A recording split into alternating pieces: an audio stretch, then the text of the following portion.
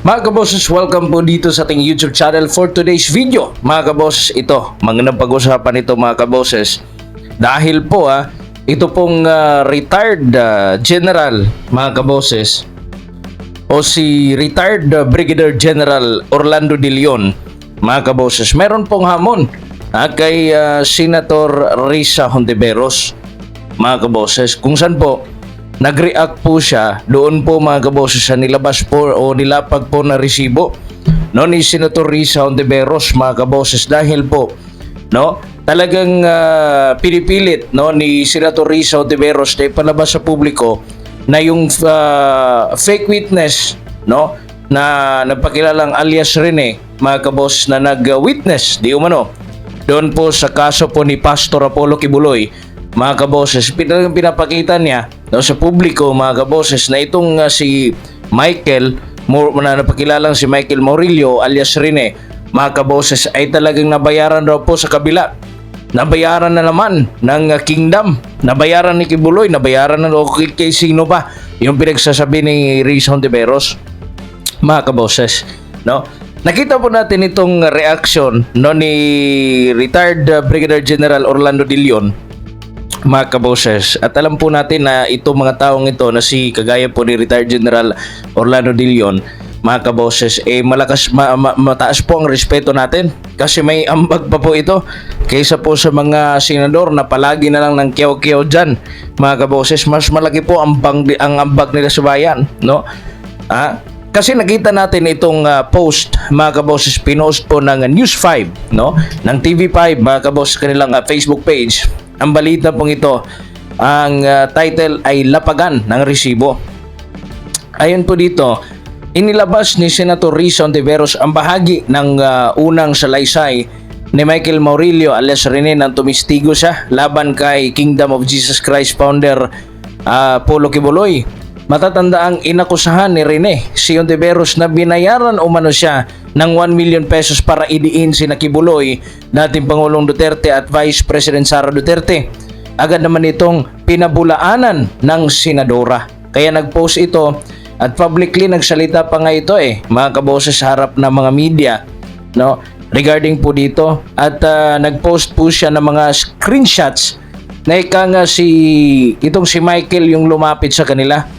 Well, in fact, totoo naman po talaga na si Michael yung lumapit sa kanila mga kaboses, unang-unang lumapit sa kanila, at sinabi naman po yon ni Michael talaga at inamin niya po mga kaboses, dahil po sa meron siguro siyang pangangailangan kasi nga may offer meron pong unang-una po meron pong siguro na naramdaman na ni Michael na merong matatanggap mga kaboses. Now ito ngayon yung nakita natin sa comment section, yung reply po ni Orlando De Leon, ni retired Brigadier General Orlando De Leon. Ayun po niya dito, Risa, ipatawag mo na lang si AKA Rene sa Senado at doon kayo magharapan na nakikita ng buong bayan, kami ang huhusga. Correct naman po mga kaboses.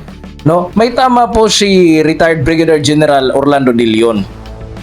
Kaysa naman po lalabas ka ng statement dyan nang hindi mo naman pinagsalita yung si Michael na nagsabi na o nag-akusa sa kanya mga kaboses na merong deal na nangyayari 1 million, yung 12,000 per information, di ba mga kaboses? Di ba yun po yung dapat na mangyari, na magharap sila one-on-one, face-to-face mga kaboses dyan po sa Senate para po magkaalaman. At alam ko na itong si Michael handang-handa ito basta ma-secure lang yung kanya pong seguridad mga kaboses, yung kanyang sarili So ito'y hamon kay Senator Risa Hontiveros na iharap sa buong bayan mga kaboses. Ilagay niya, ang problema itong si Senator Risa mga kaboses siguro natatakot o ano ba, kasi pakakasuhan doon niya si alias Rene mga kaboses. At sana kahit na may kaso na magaganap, sana po ay patas po ang gawing investigasyon Kasi hindi po basta-basta ito no? Si Michael, o nagpakilalang alias Rene, ay isang mabigat. Sinabi po nato ni Senator Risa, mga kaboses, na hindi daw po star witness si Rene. But yung iba sa mga inilabas ni alias Rene, magbibigat po yung mga akusasyon, no, na binintang niya as witness, mga kaboses.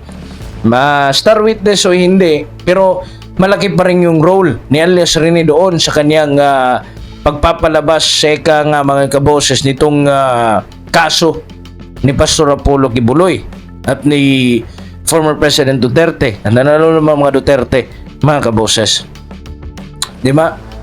So, ngayon, kailangan talaga ng malaliman na investigasyon para dito, mga kaboses. At hinihintay natin yan.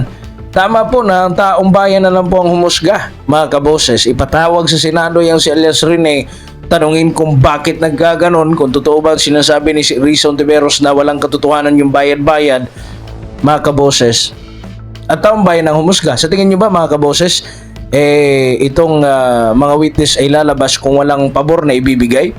Basta na lang, mga kaboses. At do you think na nakapagbigay na siya ng salaysay doon po, mga kaboses, kay Senator Risa, do you think ibabaliktad pa ito, mga kaboses? No?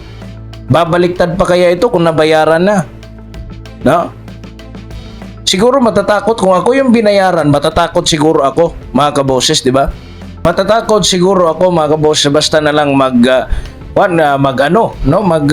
bumaliktad, mga kaboses. Pero sa tingin natin, o nakikita natin, parang seryoso naman talaga itong si Michael, no, mga kaboses. At hindi naman siguro ilalagay niya sa alanganin ito pong mga kaboses, yung sitwasyon niya na unang-una, alam niya yung kakalabanin niya naman ulit yung nagbayad sa kanya, mga kaboses. Hindi naman siguro niya isusugal yung buhay niya, mga kaboses. Siguro may konsensya lang talaga itong si Michael, no? At siguro na-realize na mali talaga yung ginagawa niya, mga kaboses, di ba? So yan po yung pwedeng titingnan natin dyan, mga kaboses. So tama po na itong sinabi ni retired Brigadier General Orlando De Leon, yung hamon niya kay VP Sara Duterte, no? Mabigat na hamon rin to kung hindi gagawin ni Senator Risa Ontiveros dyan sa Senado, mga kaboses. Ipakita niya sa taong bayan na talagang walang katotohanan yung mga sinabi ni alias Michael. Pero paano yan? Na gumawa na ng statement ito si Michael, no, sa social media, mga kaboses. Idadamay pa ni Senator Risa Ontiveros yung mga nasa likod daw ng pagpapakalat ng video, no? Pero sa tingin natin dapat fair yung rebuttal, di ba, mga kaboses?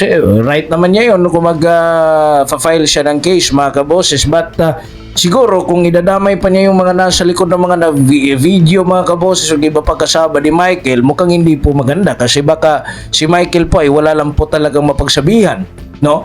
Wala lang po siyang malalapitan, mga kaboses, during sa time na may takot siya o may kaba siya, no? So yan yung hinihintay natin, mga kaboses. Sana po talagang matutukan ito. Kasi mabigat po yun, at sana masagot po ng mabuti at maayos si Senator Risa. Hindi yung magbibigay siya ng sagot pero wala naman yung yung mga nag-akusa sa kanya. So dapat mag one-on-one sila, mga kaboses, para malaman talaga ng taong bayan kung sino yung nagsasabi ng totoo. Ito bang si Michael o ito bang si Risa Ontiveros? Kasi malalaman yan hindi naman bobo yung mga taong bayan kung mag-analyze, mga kaboses. Alam nila yan kung pinagluloko lang tayo ng mga tao dyan sa Senado. Ang tagal na pong nakakulong ni Kibuloy, mga kaboses. Tapos nadamay pa mga pangalan ng mga Duterte, no? So kailangan talaga ito ng malalimang investigasyon pa, mga kaboses. Mas malalim pa po, no? So ayan, mga kaboses, yung paghahamon ni retired Brigadier General, mga kaboses, Orlando De Leon, no? Kayo, mga kaboses, ano po yung reaksyon ninyo? Opinion at suggestion, i-comment niyo po sa baba, mga kaboses, sa ating po comment section. At announce po natin, meron po tayong community tab, click nyo po yung visit community. Pwede po kayong mag-upload dyan ng kahit anong gusto ninyo, mga kaboses. Pwede kayong mag-usap-usap dyan, mga kaboses. Maglatagan kayo ng ideya At ano yung gusto nating, ano yung gusto ninyong bigyan natin ng analysis, mga kaboses, ha? Comment po kayo dyan sa baba and please subscribe, like, and share po sa atin po nga napag-usapan ngayong araw, mga kaboses. Ako po si Kaboses Wins. Kayo po ay nakikinig at nanonood dito sa Standpoint Analysis, mga kaboses. God bless po sa inyong lahat and bye-bye.